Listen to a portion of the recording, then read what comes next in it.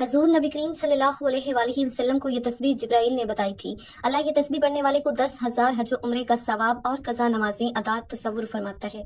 तस्बीह पहाड़ को रेजा रेजा कर दे, पानी को रोक दे, आग को बुझा दे और गुनाहों को मिटा देगी, वो तस्बीह ये है। मोहतरम नाज़रीन, एक अजीम राज हजरत जिब्राइल अलैहिस्सलाम की बताई हुई वो खास दुआ रात का पिछला पहर था। मदीना की फजाओं में सुकून और खामोशी का राज था। आसमान पर चमकते सितारे गवाह थे कि आज कुछ गैर मामूली होने वाला है। नबी करीम सल्लल्लाहु अलैहि वसल्लम अपनी चादर रहमत में लिपटे इबादत में मसरूफ थे कि अचानक जिब्राइल अमीन अलैहिस्सलाम नाजिल हुए। नूर की रोशनी फैल गई, हवाएं महक उठी और फरिश्ते अदब से झुक गए।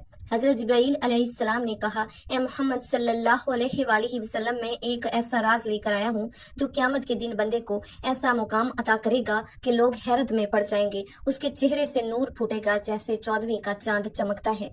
सब कहेंगे कि ये कौन है, कोई नबी है या कोई वली है या कोई मुकर्रब फरिश्ता है। तब एक फरिश्ता पुकारेगा, नहीं, ये वो खुश नसीब है जिसने जिंदगी में एक मर्तबा ये कलमात पढ़े थे जो मैं आज आपको सिखाने आई हूँ, और फिर ये बंदा बगैर किसी हिसाबो किताब के जन्नत में दाखिल होगा। पुल सरात पर से बिजली की मानद गुजरेगा जैसे वो कभी गुनाहगार था ही नहीं। अगर उसके गुनाह समंदरों की झाग, दरख्तों के पत्तों और बारिश के कतरों से भी ज्यादा होंगे, अल्लाह ताला उसे माफ फरमा देगा। उसे 10,000 मकबूल हज उम्रे का सवाब मिलेगा। अगर ये कलामात आग पर पड़े जाएं तो वो फौरन बुझ जाएगी, पहाड़ पर पड़े जाएं तो वो रेजा रेजा हो जाएगा। अगर कोई प्यासा हो और ये दुआ पढ़े तो वो फौरन सैराब हो जाएगा। अगर कोई भूखा हो और ये दुआ पढ़ ले तो रिज़्क का दरवाजा उस पर खुल जाएगा। अगर कोई हाफिज़े कुरान न बन पा रहा हो तो इन कलामात के जरिए उसके हाफिज़े में कुरान समा जाएगा।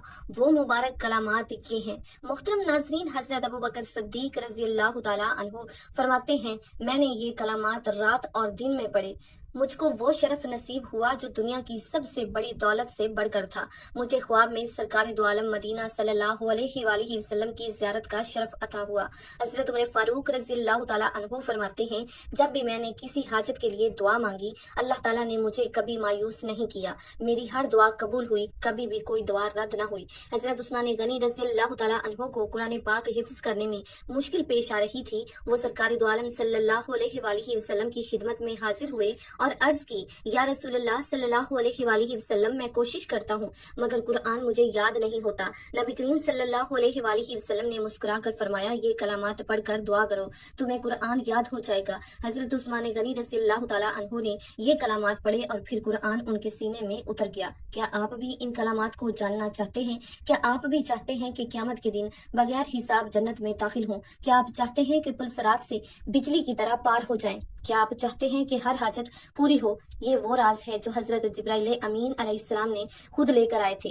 नबी करीम सल्लल्लाहु अलैहि वसल्लम ने फरमाया, ये मेरी उम्मत में से 70,000 अफराद दिखाए गए जो बगैर हिसाबो किताब जन्नत में दाखिल होंगे। ये वो लोग होंगे जो झाड़ फूंक नहीं करवाते, बदशगुनी नहीं लेते और अल्लाह ताला पर कामिल भरोसा रखते हैं। ये सुनकर हजरत आकाशा रज़ियल्लाहु ताला अन्हु ने अर्ज किया, या रसूलुल्लाह सल्लल्लाहु अलैहि वसल्लम, दुआ करें कि मैं भी उनमें शामिल हूँ। आप सल्लल्लाहु अलैहि वसल्लम ने फरमाया, तुम उनमें शामिल हो। फिर एक और शख्स ने खड़े होकर कहा, या रसूलुल्लाह सल्लल्लाहु अलैहि वसल्लम, मेरे लिए भी दुआ करें। आप सल्लल्लाहु अलैहि वसल्लम ने फरमाया, आकाशा तुमसे सबकत लेगा। हशर का दिन सूरज सवा नेज़े पर होगा, जमीन तांबे की तरह तप रही होगी, लोग पसीने में डूबे हुए हैं, हर शख्स खौफजदा है कि न जाने इसके अमाल का क्या फैसला होगा। उसी हजूम में एक चेहरा चमक रहा होगा, नहीं बल्कि लोग कहेंगे ये तो नूर है, ऐसा नूर जो 14वीं रात के चांद की तरह जगमगा रहा है। लोग हैरान हैं, सरगोशियां हो रही हैं, ये कोई नबी है, कोई मुकर्रब फरिश्ता, आखिर ये कौन खुश नसीब है?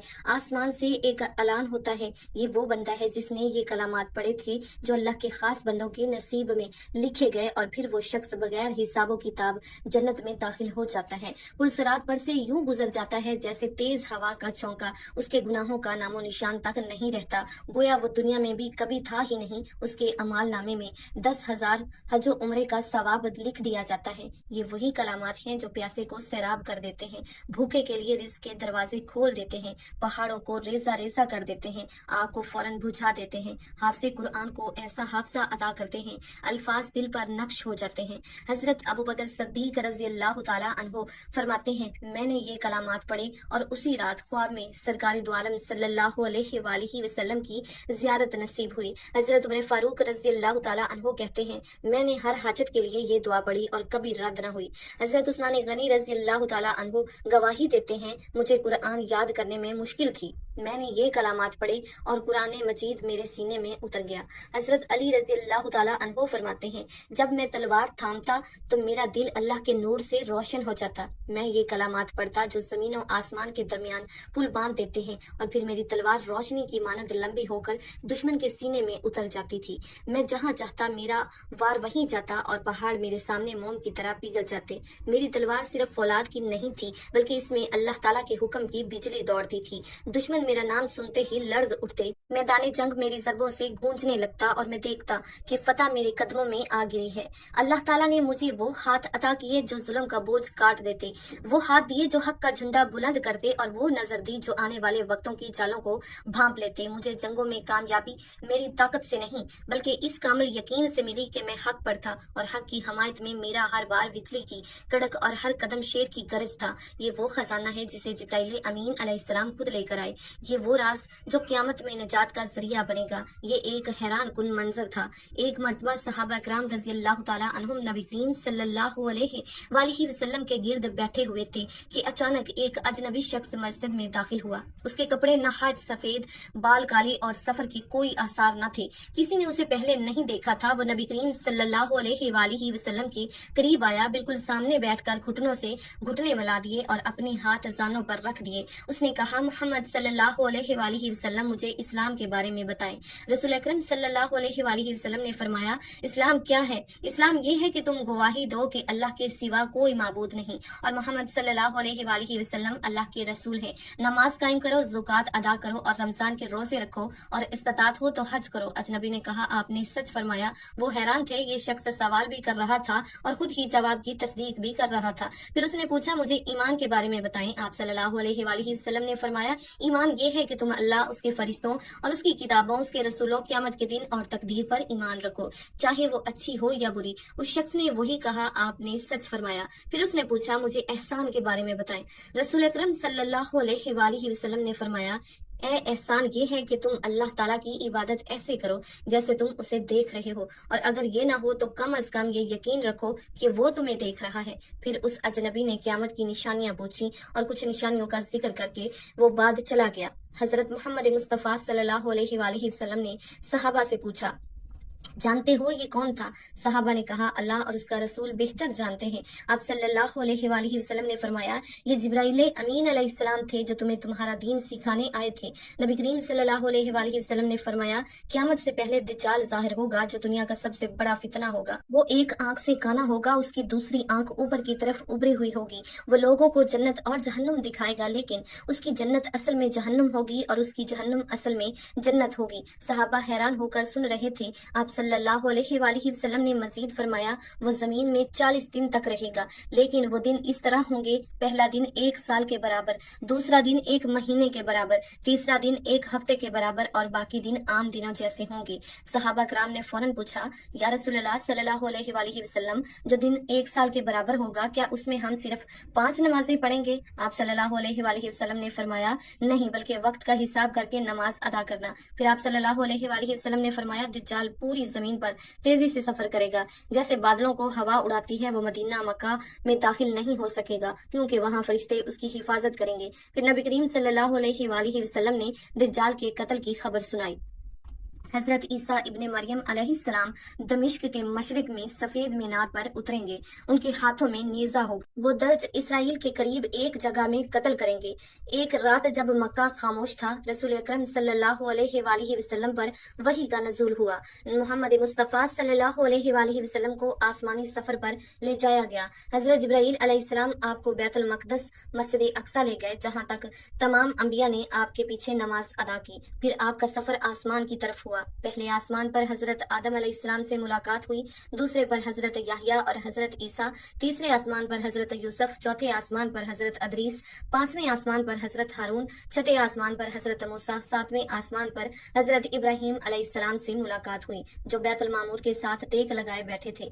फिर आप सल्लल्लाहु अलैहि वसल्लम को सिदरतुल मुंतहा तक ले जाया गया, जहां जिब्राइल अलैहिस्सलाम रुक गए और कहा, ए मोहम्मद सल्लल्लाहु अलैहि वसल्लम, इससे आगे जाने की मुझे इजाजत नहीं। نہیں، یہاں سے آپ کو اکیلے جانا ہوگا۔ اور پھر اللہ رب العزت سے ملاقات ہوئی، جہاں 50 نمازوں کا حکم ہوا جو بعد میں 5 کر دی گئیں، لیکن ان کا اجر 50 ہی کا رکھا گیا۔ جب نبی کریم صلی اللہ علیہ وآلہ وسلم واپس آئے تو کفار نے مذاق اڑایا، لیکن حضرت ابوبکر صدیق رضی اللہ تعالیٰ عنہ نے کہا اگر محمد صلی اللہ علیہ وآلہ وسلم نے کہا ہے تو یہ سچ ہے۔ محترم ناظرین، حدیث قدسی ہے کہ نبی کریم صلی اللہ علیہ وآلہ وسلم نے فرمایا، اللہ تعالیٰ فرماتا ہے اے میرے بندو، میں نے اپنے اوپر ظلم کو حرام کیا اور تمہارے درمیان میں بھی ظلم کو حرام قرار دیا، بس تم ایک دوسرے پر ظلم نہ کرو۔ اے میرے بندو، تم سب بھوکے ہو سوائے اس کے جسے میں کھلاتا ہوں، بس مجھ سے کھانے کا سوال کرو، میں تمہیں کھلاؤں گا۔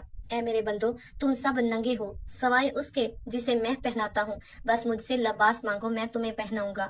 اے میرے بندو، تم سب گمراہ ہو سوائے اس کے جسے میں ہدایت دوں، بس مجھ سے ہدایت طلب کرو، میں تمہیں ہدایت دوں گا۔ اے میرے بندو، اگر تم سب کے سب چرند پرند اور جنو انس ایک میدان میں کھڑے ہو کر مجھ سے مانگو اور میں سب کو عطا کر دوں تو میرے خزانوں میں اتنی بھی کمی نہ ہوگی جتنا کہ سمندر میں سوئی ڈبونے سے پانی کم ہوتا ہے۔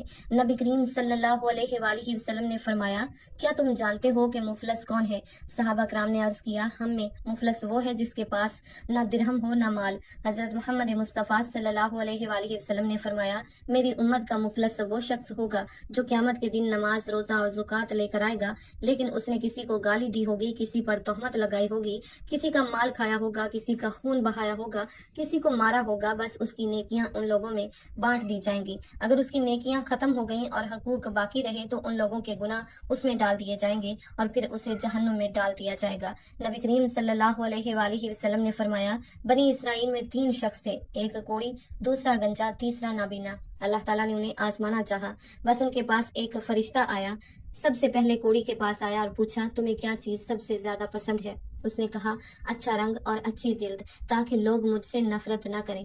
فرشتے نے اس پر ہاتھ پھیرا تو وہ خوبصورت ہو گیا۔ پھر پوچھا، تمہیں کون سا مال پسند ہے؟ اس نے کہا، اونٹ، بس اسے حاملہ اونٹنی دے دی گئی۔ پھر گنجے کے پاس آیا اور پوچھا، تمہیں کیا پسند ہے؟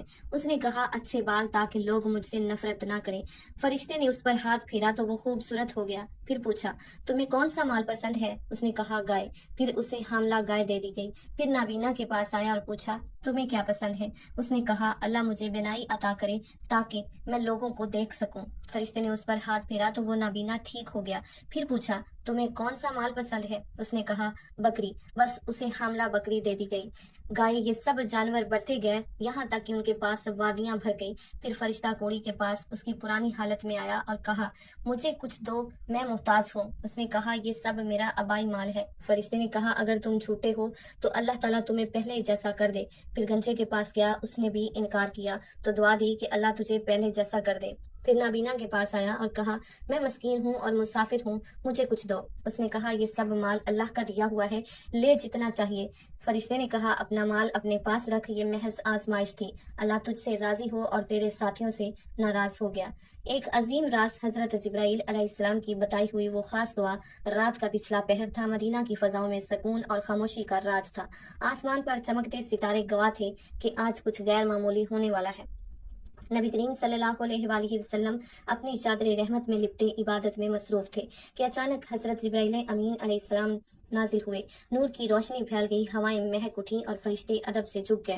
حضرت جبرائیل علیہ السلام نے کہا، اے محمد صلی اللہ علیہ وآلہ وسلم، میں ایسا راز لے کر آیا ہوں، قیامت کے دن بندے کو ایسا مقام عطا کرے گا کہ لوگ حیرت میں پڑ جائیں گے۔ اس کے چہرے سے نور یوں پھوٹے گا جیسے 14ویں کا چاند چمکتا ہے۔ سب کہیں گے، یہ کون ہے؟ کوئی نبی ہے یا کوئی ولی یا کوئی مقرب فرشتہ ہے؟ تب ایک فرشتہ پکارے گا، نہیں، یہ وہ خوش نصیب ہے جس نے زندگی میں ایک مرتبہ وہ کلمات پڑھے تھے جو میں آج آپ سب کو سکھانے آئی ہوں، اور پھر یہ بندہ بغیر کسی حساب و عذاب کے جنت میں داخل ہوگا۔ پل صراط پر سے بجلی کی مانند گزرے گا جیسے وہ کبھی گناہ گار تھا ہی نہیں، اگرچہ اس کے گناہ سمندروں کی جھاگ، درختوں کے پتوں اور بارش کے قطروں سے بھی زیادہ ہوں گے۔ اللہ تعالیٰ اسے معاف فرما دے گا۔ 10,000 مقبول حج و عمرے کا ثواب بھی ملے گا۔ اگر یہ کلمات آگ پر پڑے جائیں تو وہ فوراً بجھ جائے گی، پہاڑ پر پڑے جائیں تو وہ ریزہ ریزہ ہو جائے گا۔ اگر کوئی پیاسا ہو اور یہ دعا پڑے تو فوراً سیراب ہو جائے گا۔ اگر کوئی بھوکا ہو اور یہ دعا پڑے تو رزق کا دروازہ اس پر کھل جائے گا۔ اگر کوئی حافظ قرآن نہ بن پا رہا ہو، ان کلمات کے ذریعے اس کے حافظے میں قرآن سما جائے گا۔ وہ بابرکت کلمات یہ ہیں، لا الہ الا اللہ وحدہ لا شریک لہ لہ الملک و لہ الحمد وہو علی کل شیء قدیر۔ محترم ناظرین، آپ نے سب سے پہلے درود پاک پڑھنا ہے۔ درود پاک آپ کوئی سا بھی پڑھ سکتے ہیں، ایک بار ثواب کی نیت سے میرے ساتھ بھی درود پاک پڑھ لیں۔ اللہم صلی علی محمد وعلی آل محمد کما صلیت علی ابراہیم وعلی آل ابراہیم انک حمید مجید۔ اللہم بارک علی محمد وعلی آل محمد کما بارکت علی ابراہیم وعلی آل ابراہیم انک حمید مجید۔ درود پاک پڑھنے کے بعد آپ نے یہ تسبیح پڑھنی ہے، لا الہ الا اللہ وحدہ لا شریک لہ لہ الملک ولہ الحمد وہو علی کل شیء قدیر۔ ایک تسبیح کے پڑھنے کے بعد آپ نے 3 مرتبہ سورہ اخلاص، قل هو اللہ احد اللہ الصمد لم یلد ولم یولد ولم یکن لہ کفوا احد پڑھ کر آخر میں وہی درود پاک پڑھنا ہے جو شروع میں پڑھا تھا۔ یہ تسبیح آپ کسی بھی وقت پڑھ سکتے ہیں، اس کے لیے کوئی وقت مقرر نہیں ہے۔ آپ یہ تسبیح چلتے پھرتے اٹھتے بیٹھتے بھی پڑھ سکتے ہیں۔ اگر آپ کسی نماز کے بعد پڑھنا چاہیں تب بھی پڑھ سکتے ہیں۔ تسبیح پڑھنے کے بعد آپ نے اللہ تعالیٰ سے دعا مانگنی ہے۔ اللہ تعالیٰ ہم تمام مسلمان بہن بھائیوں پر فضل و کرم فرمائیں، آمین یا رب العالمین۔ جزاک اللہ خیرا کثیرا۔ میری اللہ تعالیٰ سے دعا ہے کہ اللہ تعالیٰ میرا سنانا، آپ کا سننا اپنی پاک بارگاہ الہی میں قبول و منظور فرمائے، جو مانگا مقدر فرمائے، جو نہیں مانگ سکے بن مانگے عطا فرمائے، آمین ثم آمین۔ ناظرین، اپنے رزق میں برکت، وسعت اور کشادگی کے لیے اللہ تعالیٰ کے 99 ناموں میں سے کوئی ایک نام کومنٹ سیکشن میں ضرور شیئر کریں۔ اللہ تعالیٰ ہم سب کا حامی و ناصر ہو، آمین۔ اللہ حافظ۔